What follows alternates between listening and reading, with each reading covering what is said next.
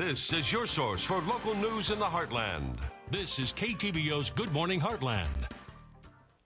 Good morning. It's time for our entertainment segment, which means once again we're joined by Scott Kellum. How are you? Just fine. Yourself? I'm doing great. And we're talking movies once again, of course. That's Yep. why you're here. You're the expert. That's what I do. And we're going to be talking about Men in Black 3. Yep. All right. Tommy Lee Jones, Will Smith have ran this for a third movie now. And the thing about Men in Black and the series itself is it's one of those series that really had to redeem itself. After the second movie came out, people really questioned, is this one going to be like that second one? Because the first one, amazing. It changed a lot of movies because we just hadn't seen anything like this. And the idea behind the movie was really out there. People really liked it. The second movie came out, and I can remember going to it.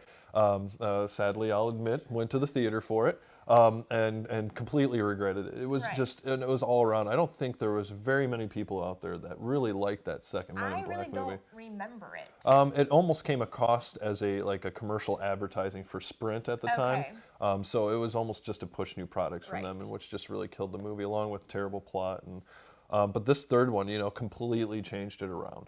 It will really, anybody who is like, well, I didn't like the second one, I like the first one, you'll like the third one. It was just, they tackled a lot of the things you will remember throughout the first and the second movie. Really closed the whole idea behind the J and K relationship. And the thing is, the acting is, you got Tommy Lee Jones, you got Will Smith, you've got two veteran actors, Josh Brolin, you've got people who know how to act. Although Will Smith falls into that whole cookie cutter actor, he plays almost the same person in every one. And it's amazing because if you look at Will Smith from the Fresh Prince of Bel-Air and the Will Smith of now, I think he's discovered how not to age. He looks exactly the same as he did ever, and I would love the secret because I'm 24. I'm right there with you. And we'll go from there. But, these guys are just great actors. They play really well off of each other as well. And you introduce Josh Brolin into the mix. And, Old Country, No Country for Old Men, he did a great job. An absolute great job in that movie. And he brings that whole thing to this movie. So acting altogether great, plot altogether great, comedy galore. I mean, just a great movie. I haven't laughed that hard. Didn't think I'd laugh that hard at a movie like this. And it really brought a lot to it.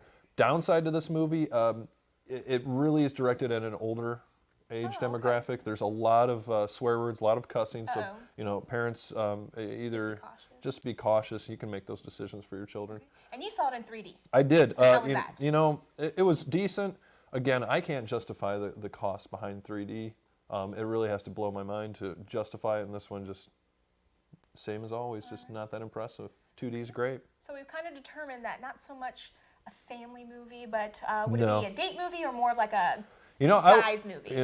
I would say it's a date movie and a guy's movie. I think both it could work for that family movie if you have older kids. It's a good time. It's a good time. And out of 5 stars? Out of 5 stars, let's go with 4. Oh wow! Yeah, I think this is a solid movie. I mean, it's the start of good things to come. Oh, perfect. And Brian saw it last night and he liked it, so maybe I'll go see it this weekend. Well, we don't count Brian. He sits out. Oh, that's right. We put him over here, and you guys can't he doesn't get an opinion anymore. He's laughing right now. So, all right. Well, thanks so much for coming in. Not a problem. And we'll be right back.